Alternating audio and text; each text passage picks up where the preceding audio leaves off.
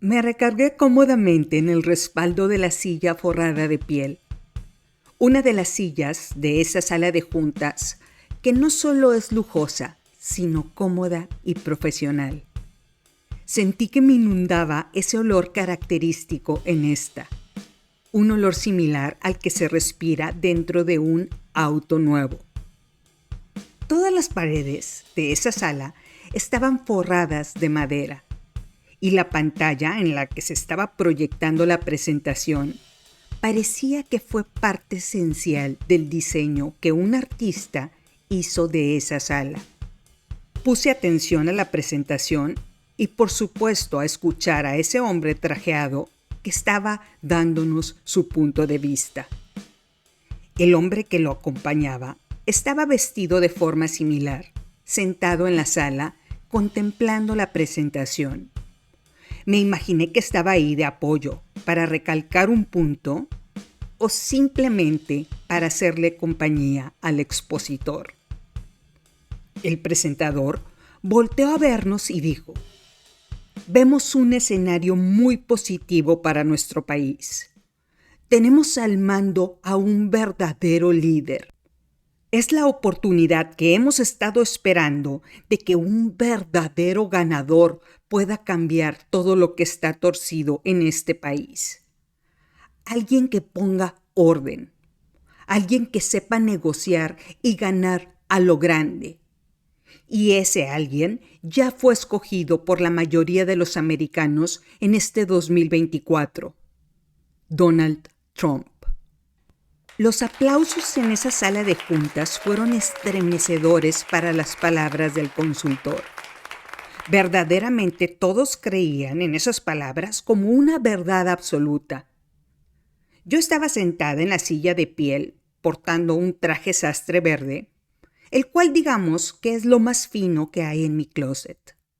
Dicho sea de paso, no lo compré en una tienda de lujo. De hecho, lo compré en un rack, lugar en el que pude encontrarlo al 70% de lo que cuesta en una tienda departamental. Los aretes, el collar y la pulsera que yo traía brillaban de una forma intensa como si fueran diamantes. Digamos que esos accesorios los compré en Temu y pagué por ellos menos de lo que gasto en llevar a mis hijos a un Starbucks. Y me dispuse a escuchar al consultor que estaba explicándonos lo que esperaba del segundo mandato de Donald. Se veía realmente entusiasmado. Sus pronósticos mostraban un fuerte crecimiento económico, a lo que mis compañeros del consejo movían la cabeza en señal de aprobación. Todos esos americanos estaban convencidos de que lo que el consultor nos estaba diciendo sería real. Los Minions se acomodaron en mi mente frente a un micrófono antiguo y dijeron cantando: «Posible, sí. Probable, no». Y me reí de ellos. Ya se habían tardado estos vatos amarillos en aparecer para la 10ª temporada del podcast. El asesor dijo: «Nos enfrentamos a una realidad. Debemos pegarle a México duro. Es nuestro momento de negociar. Se acabaron las concesiones. Es momento de quitarles todo lo que nos arrebataron. Ya les dimos, es momento de tomar. El establecerles aranceles es una idea extraordinaria que solo a un genio se le pudo ocurrir, a un millonario ganador. Es momento de construir un muro para detener todo lo negativo que entra, es decir, esas monstruosas personas que entran a Estados Unidos ilegalmente». Movía las manos con furia para mostrarnos que lo que iba a arrebatarle a mi país lo iba a hacer con mucha fuerza. Vi un par de movimientos de incomodidad de mis compañeros en la mesa. Creo que en algún momento se acordaron que tenían una Mexican lady sentada ahí. Y seguro evaluaron que en unos minutos más no podrían detener todo lo que saliera de mi boca. No habría muro asombroso que me fuera a detener. Con mi manicure francés empecé a mover 3 de mis dedos pegándole a la mesa. Era la señal de una narcisista que decía que estaba a punto de empezar el show. Pero este hombre estaba tan ensimismado que ignoró los sonidos que yo estaba haciendo. El consultor continuó. Nuestras estimaciones muestran que si se construye el muro fronterizo, la migración ilegal va a bajar más del 80%. Además, los aranceles que Trump le quiere poner a lo que México nos exporta mostrarán que al final Trump siempre tuvo la razón. México terminará pagando por el muro. Su gesto de ganador era verdaderamente insoportable. Y seguí moviendo mis dedos en la mesa. Varios de mis compañeros voltearon a verme sonriendo modestamente. Seguro vieron cómo el rojo de molestia que se estaba subiendo desde mis piernas ya estaba a punto de llegar a mis cejas. El presentador continuó. Es el momento de que México pague. Y tenemos a nuestro mejor negociador en la mesa. Cuando ellos, digamos, sentaron a los más incompetentes a negociar con nuestro asombroso gigante. Y fue cuando solté mi risa inocente. Y todos se rieron ante mi reacción. El asesor se rió pensando que nos reíamos con él y no de él, y dijo, sí, es momento de llamar a las cosas por su nombre. Esa es la realidad. La economía de Estados Unidos entrará a su época dorada. Y continué riéndome. Volté a ver al gran jefe, es decir, al presidente del consejo de ese fondo de capital privado. Señalé al asesor y le pregunté, ¿de dónde sacaste a este vato? Y las risas se esfumaron. El gran jefe tosió, creo que se le cerró la garganta, y le dijo al asesor, creo que debí haberte dicho que tenemos a una mexicana en nuestro consejo. El asesor preguntó quién, lo que hizo que me riera aún más. Y todos voltearon a verme. El asesor me preguntó, ¿eres de México? Sonreí. Me dijo, wow, nunca había visto una mexicana que fuera, le contesté de inmediato, ¿verde? Lo que hizo que los demás se rieran. Él insistió, nunca había visto una mexicana que no luciera como una mexicana. Hice un gesto de desagrado y volteé a ver a todos en la mesa, esperando que le dijeran a este presentador lo fuera de lugar de este comentario. Pero ellos bajaron la cabeza para no cruzar su mirada conmigo. Me pareció increíble que no reaccionaran negativamente. Pero eso parece la nueva normalidad. El asesor pausadamente me dijo, gusto en conocerte. Seguro pensó que tenía que pronunciar las palabras en forma lenta para que yo entendiera, o que era yo una de las incompetentes de las que se sentaban en la mesa para negociar con asombrosos gigantes. Damas y caballeros, el show de Chicha está por comenzar. Los Minions, que ahora eran verdes, rápidamente abrieron el telón para que yo empezara a hablar. Se pusieron el sombrero negro de brujas y esperaron a mis palabras. Había una verdadera razón para que ahora fueran verdes. Me hice hacia atrás y dije en voz alta la frase icónica de la película que acababa de ver. Esta frase es: la única forma de unir a un pueblo en discordia es darles a las personas un enemigo en común. A lo que uno de mis compañeros dijo sonriendo, alguien acaba de ver la película Wicked. Todos se rieron.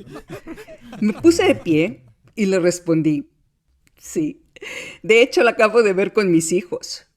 Pero antes de verla en la pantalla grande, vi 3 veces la obra en Nueva York. Volteé a ver al asesor y le dije, en Broadway, en el teatro. para ver si entendía. Ok, me pasé de sarcástica y no le cayó en gracia. Les dije que había hecho un esfuerzo sobrehumano para no empezar a cantar en la sala de cine, porque prácticamente me sé todas las canciones desde hace muchos años. Además les dije que en ese momento me había puesto de pie para probar un punto y no por narcisista. Pero todos me voltearon a ver con cara de «sosiégate». Me reí y les dije «síganme en esta ruta, por favor, solo para probar un punto y no porque esté de acuerdo de que este sea el orden de las cosas». Y les conté la siguiente historia. Un hombre llamado Carlos, su esposa María y su hijo Carlitos salen de Nicaragua huyendo de la pobreza, la inseguridad y la falta de empleo. Pretenden llegar a lo que ellos llaman el sueño americano. No son unos monstruos, son personas decentes con hambre. Ellos compran un boleto y se suben a un camión que los llevará a El Salvador. Lo hacen poniendo su vida en peligro, porque en el trayecto la primera prueba que tendrán que enfrentar será a los pandilleros de la Mara Salvatrucha, una organización criminal de decenas de miles de integrantes en El Salvador. Pero logran sobrevivir en este país y llegan a Guatemala. En este país encuentran un retén.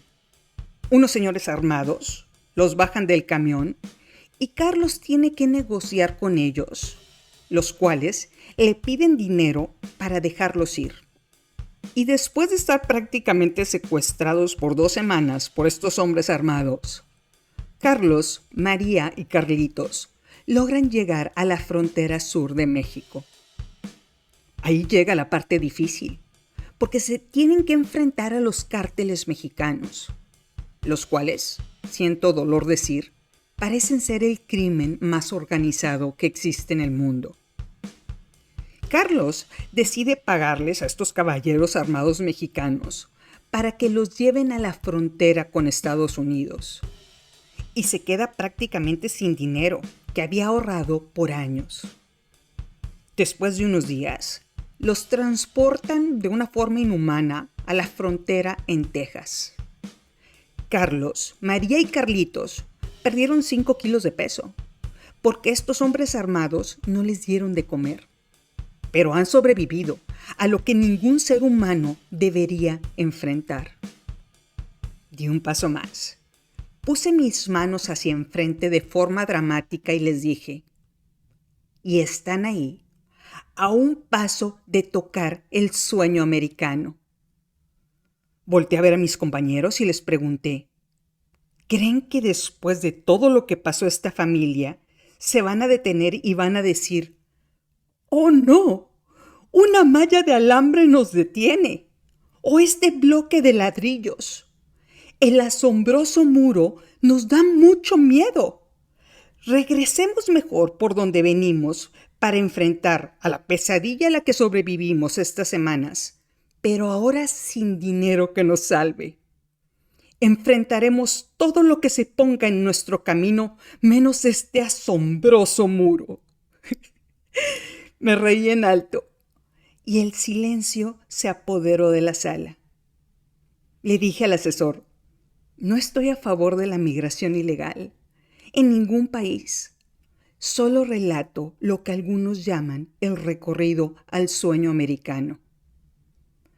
Pasé por atrás del asesor caminando lentamente y me volteó a ver con desconfianza. Les dije, Carlos, María y Carlitos saltarán fácilmente los ladrillos del asombroso muro y llegarán a la casa de algún pariente en una ciudad americana fronteriza, el cual los dejará dormir en la sala. Al día siguiente, Carlos y María empezarán a trabajar en un Whataburger. Contratación inmediata, y estarán felices con lo que les pagan como sueldo mínimo. ¿Por qué? Porque ellos van a recibir dinero para comer, lejos de la miseria en la que vivían. Pregunta interesante. ¿Por qué los emplean si no tienen visa para trabajar? La respuesta es sencilla. porque no hay suficientes personas que quieran trabajar en este país por ese sueldo. La tasa de desempleo en Estados Unidos es la más baja desde 1970 gracias a la administración de Joe Biden. Otra pregunta relevante. ¿Qué pasará si un pueblo fronterizo se ve forzado a cerrar negocios porque no encuentran personal para trabajar? ¿Permitirán entrar a migrantes para que llenen estas vacantes o simplemente dejarán quebrar sus negocios? Me puse atrás del asiento de otro de mis compañeros. Apunté a la presentación y le dije al asesor: por otro lado, los aranceles, es decir, un impuesto a un producto que se le pone a lo que entra a Estados Unidos por la frontera mexicana. Debe ser una genialidad que a nadie se le ha ocurrido. Si tu presidente le pone aranceles a las llantas que salen de México rumbo a Michigan, General Motors va a tener que pagar ese arancel porque esa empresa no cuenta con personal para producirlas por ellos mismos. Los empleados que actualmente trabajan ahí son parte de un sindicato que tienen salarios altos, por lo que el carro que General Motors venda va a incluir ese famoso arancel. Y cada ciudadano americano va a terminar pagando ese sobrecosto. O bien terminará comprando un carro alemán que se fabricó fuera de Estados Unidos y aún pagando el arancel es más barato que un carro americano. Por donde le busquemos, los ciudadanos americanos van a terminar pagando por estas políticas que aquí llamaron genialidades. Díganme una cosa, ¿en qué parte del proceso va a pagar México? Y continuaban en silencio. El asesor me quiso responder, pero le dije que todavía no había terminado. Y continué. Por otro lado, si México reacciona y también le pone aranceles a los Fruity Loops que llegan de Estados Unidos, ¿qué preferirá una señora en México que solo tiene 200 pesos para gastar? ¿Una caja de Fruity Loops americana por precio alto? ¿O un cereal francés que cuesta la mitad, a la que el gobierno mexicano no le puso aranceles? Parece que con todas estas políticas Estados Unidos va a terminar perdiendo no importa qué. Quiero mencionarles que este traje que porto fue confeccionado en México. Los aretes que porto fueron elaborados en China. ¿La razón? Porque la mano de obra en Estados Unidos es tan cara que no hay forma de que puedan elaborar estos artículos para venderlos a precios bajos. Di un paso más y le dije: no hay un solo economista de las universidades más reconocidas del mundo que apoye esta política sensacionalista. No ha funcionado históricamente ni funcionará. ¿Creen que es poder de negociación? Lo que está tratando de hacer su nuevo presidente, negociando de esa manera, es a lo que los economistas llamamos el juego de la gallina. Digamos que dos carros se dirigen a chocarse y el primero que se hace a un lado es el perdedor, es decir, el cobarde, la gallina. Es un juego peligroso en el que el orgullo es el que gana. El valiente es el que no se quiebra. Pero si ninguno de estos conductores se hace a un lado, los dos carros chocan y lo pierden todo. ¿Saben cuántas veces se ha declarado en quiebra este gran empresario que está proponiendo aranceles, tratando de jugar el juego de la gallina y lo perdió todo? Les señalé las manos con dramatismo y les dije que 6 veces. Y continué. ¿Quién sabrá más? ¿Los expertos que han estudiado los mecanismos económicos mundiales por decenas de años? ¿O un hombre que tuvo que presentarse 6 veces frente a la autoridad de Estados Unidos para decir que no tenía ni un solo dólar para pagar las cuentas de sus empresas? Es decir, estaba en bancarrota y utilizó la ley para no pagar sus errores. Sus técnicas de negociación lo llevaron a quedarse sin dinero. Finalmente fue el que perdió. Ese comentario hizo que varias personas en la mesa hicieran sonidos de molestia. Les dije, ¿por qué no considerar a México un verdadero aliado?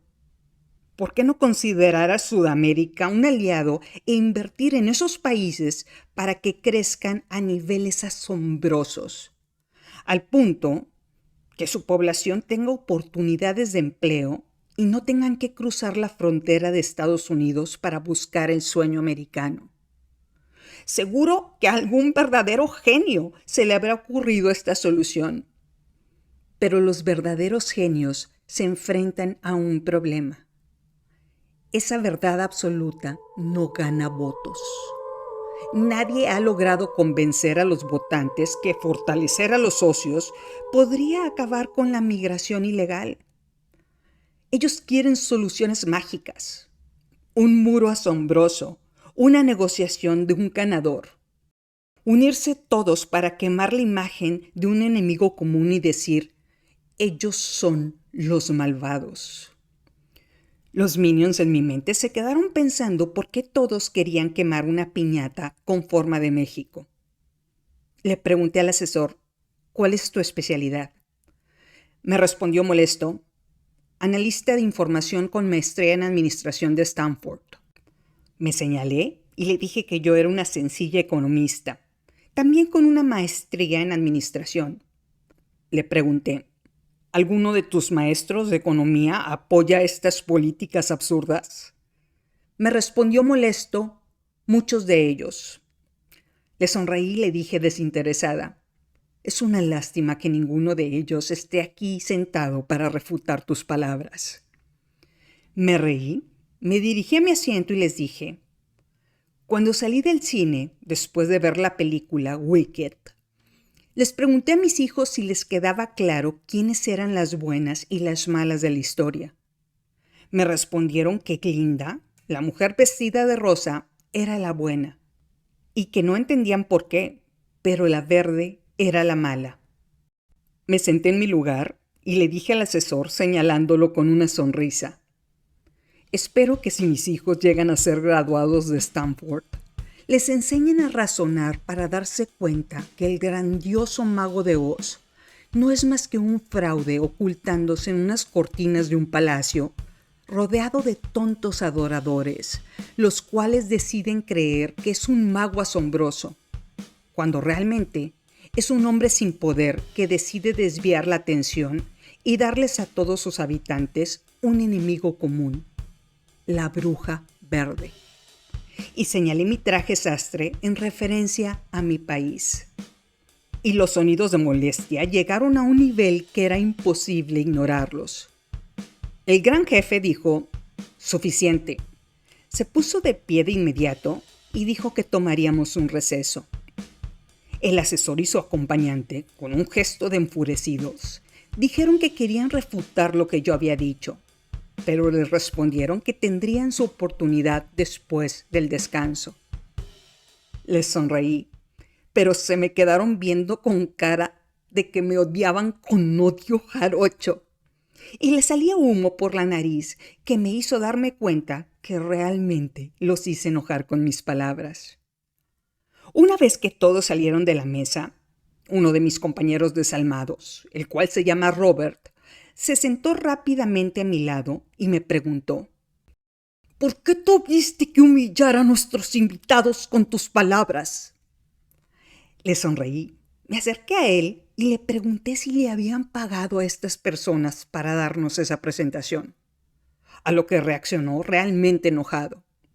Le pregunté, ¿qué parte de lo que dije te pareció humillante? Me respondió, todo. Le dije, nadie es más odiado que el que dice la verdad. Robert señaló la puerta y dijo, el asesor es miembro del partido al que estamos afiliados. Lo que conocemos como verdad es el respeto que tenemos para todo lo que se produce en este país, no en países como el tuyo.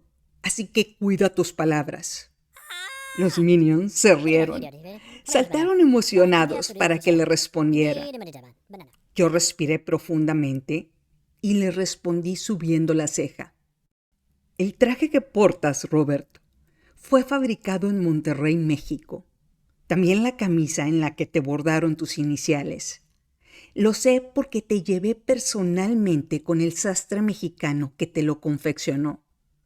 No pagaste impuestos para transportar estos trajes cuando te los tuvieron listos.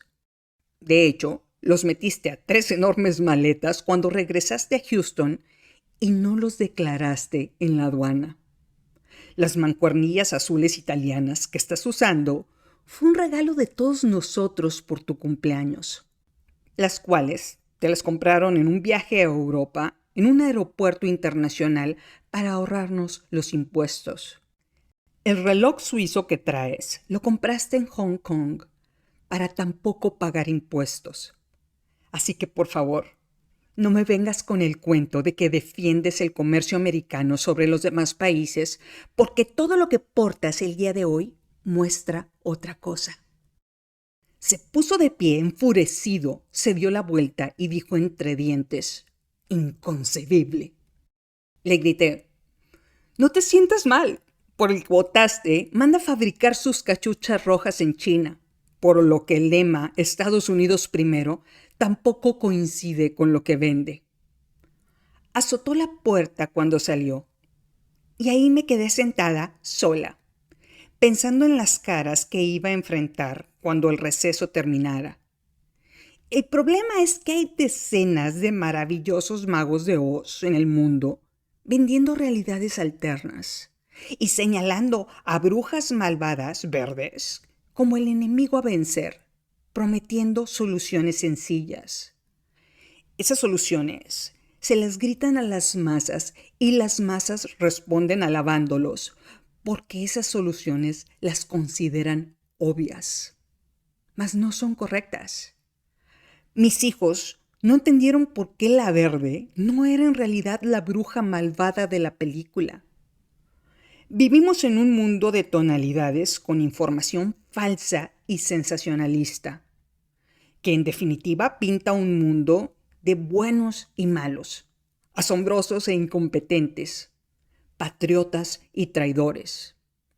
Me pregunto si llegará el momento en el que por voluntad propia las personas dejen de quemar piñatas de las brujas verdes del mundo y se enfoquen en la información y no repetir como oraciones todo lo que fue preparado para ellos por un grupo de gente que fue contratada para engañarlos. Llegará el momento en el que la verdad, como el aceite, flote por encima del agua, o el fanatismo continuará aun cuando esas personas se vean afectadas por ese sistema de soluciones que parecen sencillas y no lo son. Para darle tono a lo que hablaremos en esta temporada, en el siguiente episodio relataré la película Wicked, en la cual actúan y cantan Cynthia Erivo y Ariana Grande, película que debo confesar que he ido a ver ya 3 veces. Hay tantas cosas que muestra de nuestra realidad, de lo que pasa en el mundo en este momento, que en definitiva vale la pena ir a verla. Pasaremos al episodio 92 para profundizar sobre este tema.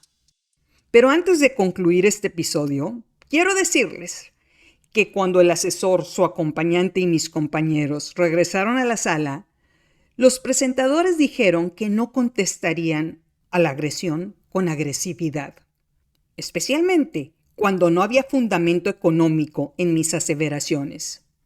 Eran mejores que eso. Me reí, pero a nadie le causó risa. Seguro que no encontraron algún argumento económico para refutar mis palabras. Nadie se dignó a hablarme cuando terminó la reunión. No me invitaron a cenar con ellos. Y mis minions y yo terminamos en el aeropuerto sentados en un bar, sintiéndome como la bruja verde de la película, tomándome un tequila en un bar frente a un barista de Nicaragua llamado Carlos, el cual me dijo que había trabajado 10 horas seguidas porque su reemplazo no se presentó a trabajar. Me reí al escuchar el nombre y al saber que era originario de Nicaragua. Exactamente la historia que les conté en la sala de juntas. Me dijo que la dueña del bar no encontró personal para cubrir otro de los turnos. Ella le había subido el sueldo 2 veces porque es el único empleado que ha mostrado responsabilidad para cumplir sus horarios laborales y cubrir las horas extra. Le dijo que sin él no habría negocio. A veces me pregunto si solo a mí me pasan esas cosas. Díganme una cosa, ¿qué dirá la jefa cuando deporten a este barista? ¿Será de las muchas personas que quemarán la piñata en forma de bruja verde? ¿Tendrá que pagarle más a sus empleados? Y entonarán la canción inicial de la película, la cual es Nadie le llora a los malvados. Seguiremos con esta historia en el episodio 92, el cual se titula Wicked, rompiendo la gravedad.